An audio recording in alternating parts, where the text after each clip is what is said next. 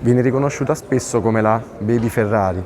Le vetture Dino, tutte, oltre a rappresentare un significato molto profondo per il suo padre, rappresentano altresì per la società italiana una vettura che l'ha davvero caratterizzata, perché oltre alle competizioni, oltre alle numerosissime conquiste in campo sportivo, ha caratterizzato e è stata protagonista anche in molte pellicole cinematografiche degli anni 60 e 70, dove i giovani iniziavano ad emergere.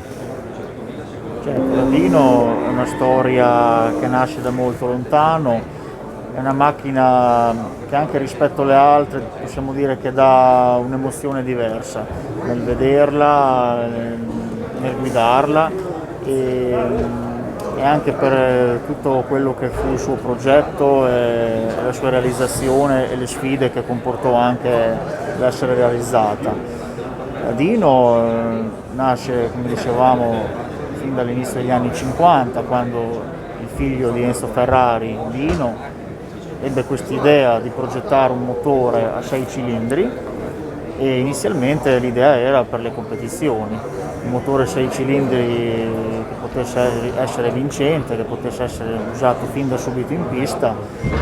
Da subito ci fu una perplessità perché la Ferrari era considerata, soprattutto in quel periodo, solamente a 12 cilindri, invece dopo ci si rese conto che poteva essere un motore molto interessante, certo, da usare anche in varie categorie e risultò anche alle prime prove un motore valido che poteva essere utilizzato. Così come la Formula 1, esatto, qui infatti, non solo le gare in velocità montagna, ma anche eventi, appunto, competizioni, esatto, come la Formula 1.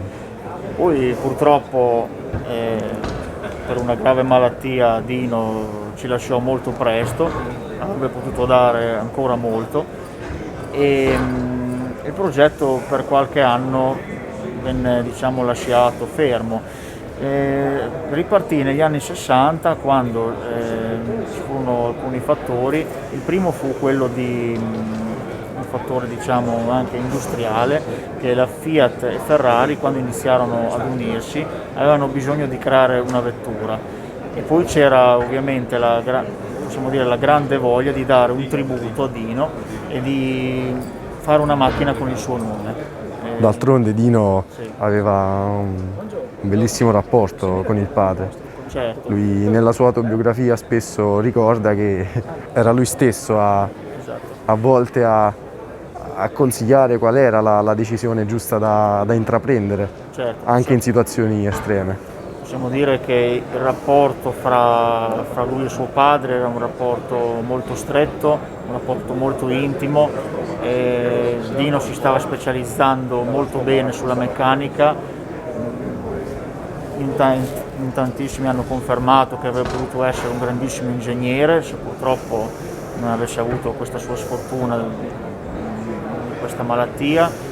E lui nel progetto di questo motore si impegnò molto. Esistono anche delle fotografie dove si vede lui al lavoro affiancato al padre Enzo, viene osservato proprio attentamente dal padre, diciamo anche con uno sguardo compiaciuto, uno sguardo che faceva capire che era un vero progetto e che questo figlio aveva delle grandi potenzialità. E la Dino possiamo dire che è nata grazie a lui. Per cui non è solo un progetto nato da una valenza prettamente affettiva, perché, come lei ha detto, Dino, certo, aveva una competenza che poteva fiorire e poteva arrivare a livelli... Certo, sicuramente sarebbe stato un grande personaggio, poteva avere delle grandi potenzialità. Venne questa idea di dare un nome a una vettura e il nome Dino fu la scelta più logica per dare un tributo a lui e anche per discostarsi dalla produzione ordinaria Ferrari e fare una vettura a parte, una vettura più particolare, destinata a una parte diversa della gamma. E nel 1965 ci fu la prima presentazione, venne presentata la Dino berlinetta speciale, era un prototipo stradale dalle linee molto affascinanti e avvolgenti. Di questa macchina ne esiste solo un esemplare. Fece subito molto scalpore nei vari saloni in cui venne portata in giro per il mondo e fu la prima vettura stradale con questo famoso motore 6 cilindri. Così come è stato appunto affascinante il cinismo classico di Enzo Ferrari nel voler prendere questa decisione e onorare suo figlio. Certo, infatti la particolarità, possiamo dire, della Dino è che non ebbe mai il marchio Ferrari, solamente la targhetta con scritto Dino, e veniva sempre nominata così ufficialmente come vettura, proprio a voler marcare questa cosa e riportarsi a lui.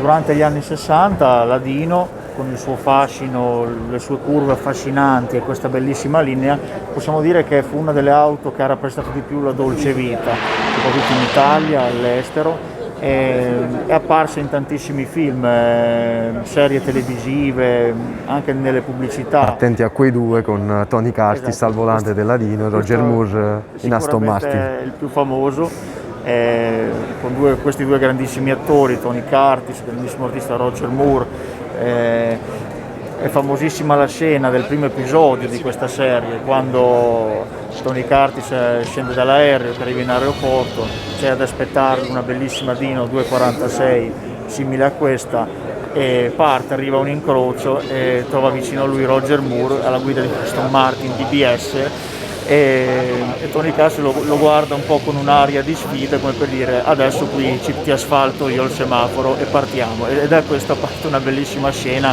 che è uno degli inseguimenti più famosi anche secondo me della storia del cinema sulle auto. Assolutamente. E abbiamo protagonista proprio questa Dino 246 che tiene testa all'Aston Martin con questi due grandissimi artisti. E poi la Dino anche in Italia è stata famosissima in molte pellicole. Un grande appassionato della Dino è stato Little Tony, era anche un nostro caro amico e lui fece una bellissima scena al volante di una Dino Spider. Praticamente in questa scena lui si sposava, partiva assieme alla sua ragazza su una bellissima Dino Spider tutta addobbata, sfrecciando per le strade di Roma. Fu molto emozionante anche vedere questa scena. E poi in tante anche varie pellicole, anche quando finì la produzione della Dino, venne molto utilizzata ancora nei film, soprattutto negli anni 80 negli Stati Uniti, molte pellicole in Europa. Grazie al suo fascino veniva preferita anche a vetture più nuove, anche se non era ancora una vettura storica, non aveva ancora, possiamo dire, il valore di oggi, certo. Però era sempre una macchina affascinante che in una pellicola era protagonista.